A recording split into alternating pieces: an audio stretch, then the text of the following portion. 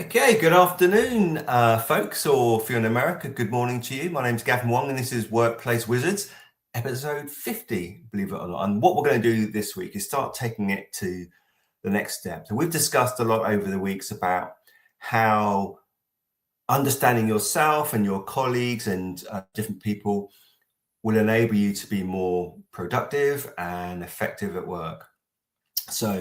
But with that, how are we actually going to achieve that? So let me introduce my colleague all the way from the United States of America, Mr. Arnell Smalley. How are you doing, Smalley Smalls? I'm doing good, Gavin. All the way. All the way. But you're all the way. Does that mean something else in America? All the way from the United States of America. On that East Coast. All right. How you doing? I'm good, man. I'm good.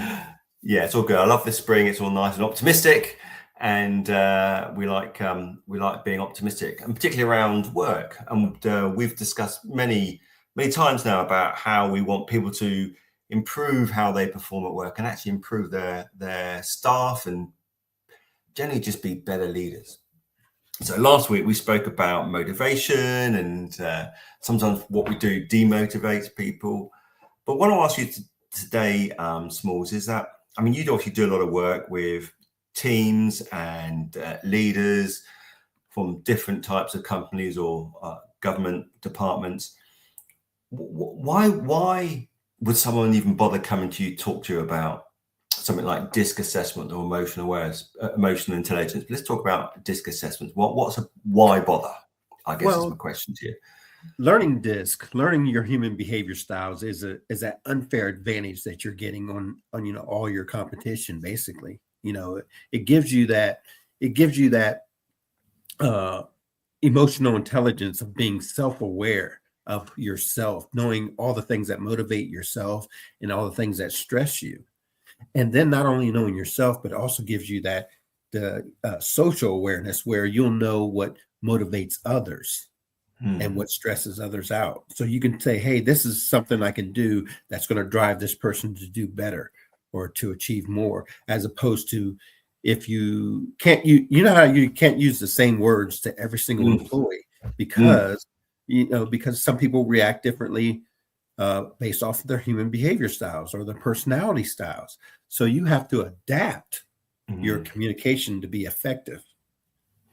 And that gives you that with your everything DISC. It allows you. I love that. So understanding yourself, then understanding different people, and then understanding how to interact with them and ultimately get the best out of them. One of the things you said there was about understanding yourself. And I guess when I look back, because I've probably come, I've been in senior leadership roles for quite a long time, but I came to DISC quite late in my career, actually. And I often wonder what difference would it have made had I known about DISC, say, 10 years ago? And do you have any kind of examples yourself? Because you're very strong D in terms of dominance. So you like your outcomes. You like to get things down and achieve things. Do you ever look back and think, well, actually, had I known this stuff now, maybe I would have done things a little bit differently when I was dealing with people? Oh my God, yes, Gavin.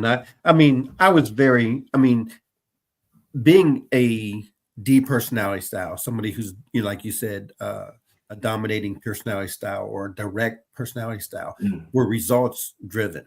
We're working about focusing on the mission and getting the mission accomplished. And we could care a little bit less about how people felt about it or how it affected different people, because the number one goal was to get the mission accomplished. And it was challenging, so that's what motivated, myself or those people in D-Styles. So as a police officer, as a law enforcement officer, it fits into that category because your first thing is always trying to get the mission accomplished. So, and you could step on people's toes because you really didn't think about that, or you didn't care about that as much. And it could be a benefit to that style, depending on the circumstances that you're in. And it also could be a detriment because now you're alienating yourself from the people you're either working with or working for.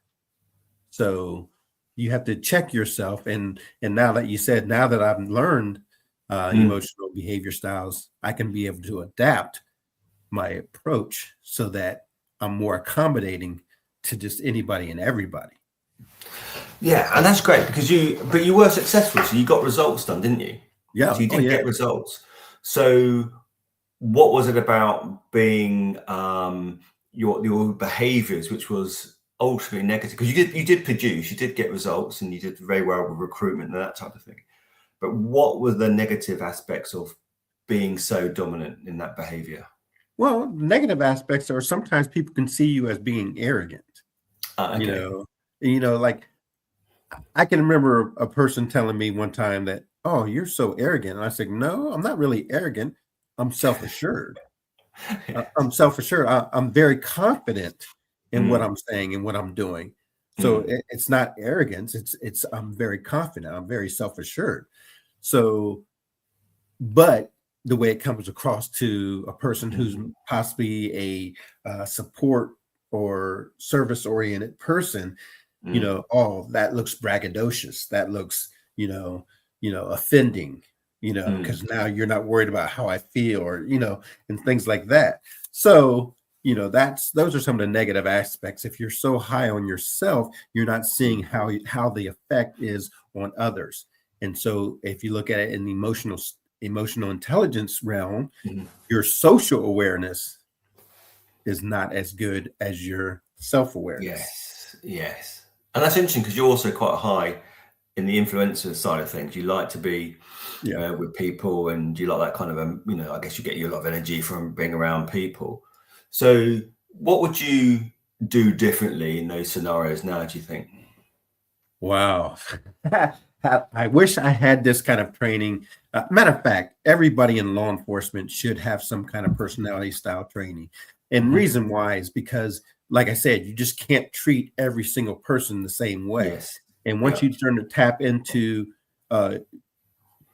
when you're saying things, and you can see how you can read people's reactions, if you can read the room and you can see how people are responding to the things that you're saying, you can adapt quicker and say, okay, maybe I need to slow it down and just let people understand that, hey, we do care about how things are going, but we want you, to make sure everybody's safe and make sure everybody's secure, and that way that people can be satisfied with your approach of how you're handling the situation.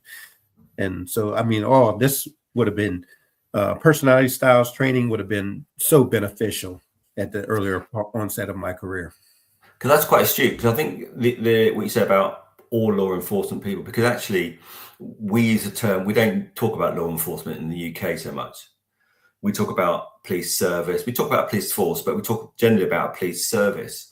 So the thing about behaviors is we choose how to behave, but sometimes that's informed by subconscious and mindset.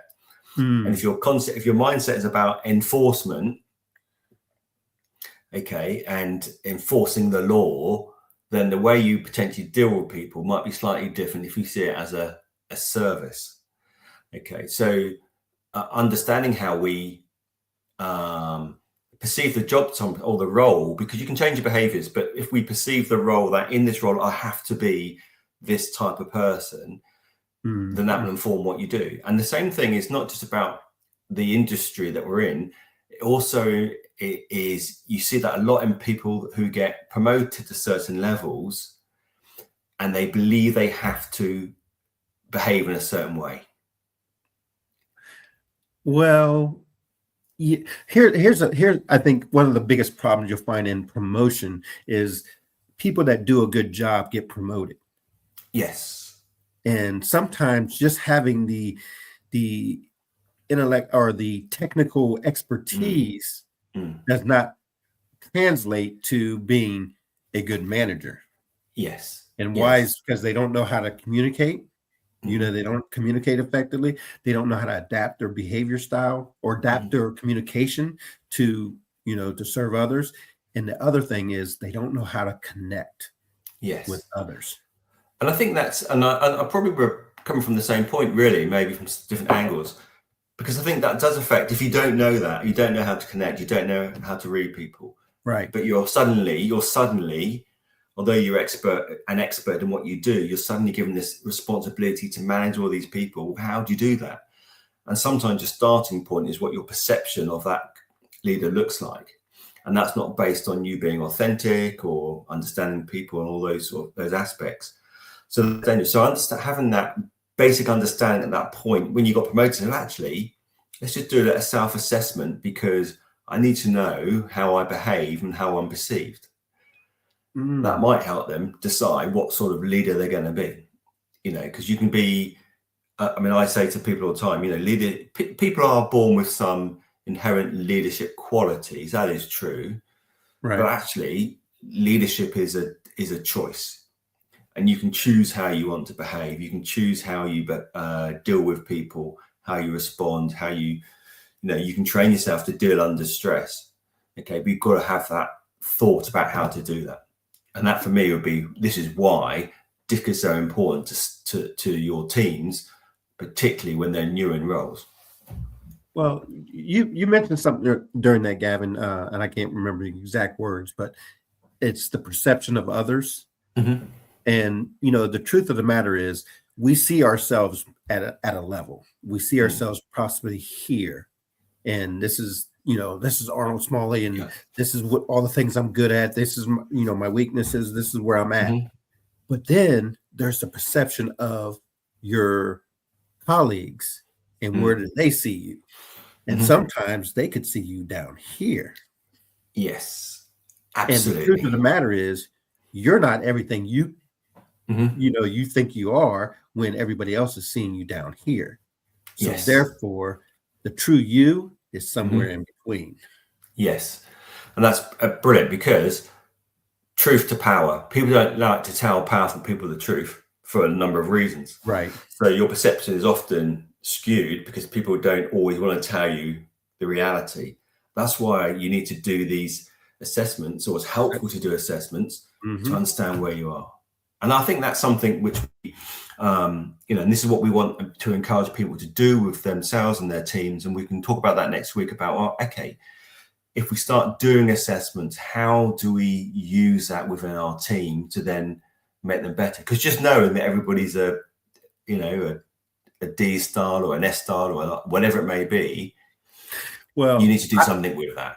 I would definitely recommend this. If you're ever promoted to the management level and you want to be a leader, you don't want to be a manager, you want to be a leader. I would highly recommend taking the DISC assessment or a human behaviors assessment. You don't have to take this, but I think that this gives you a lot more reports to actually do explanations on everything, as far as collaborating with your colleagues, knowing your colleagues a little bit better, knowing what stresses out all your colleagues, knowing what stresses, what motivates all your colleagues, what are they driven by. If you want to know all of that stuff, then everything DISC is definitely, and you can get that through us. We're doing trainings for that. But what I was getting at was, if you're going to be a manager, if you want that unfair advantage of being a manager and being able to say, hey, relate to every single person and talk to them in their behavior style, that is going to make you much more successful as a manager, as a leader. I love that phrase, an unfair advantage. Brilliant.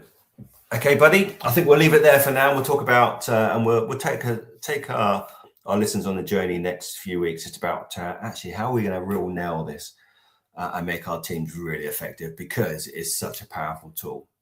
Okay, do you want to give your details about how to contact us? Well, basically right now, just contact us through, follow us on LinkedIn or Facebook. Follow us on LinkedIn or Facebook under Small World Solutions, or you can check Arnold Smalley.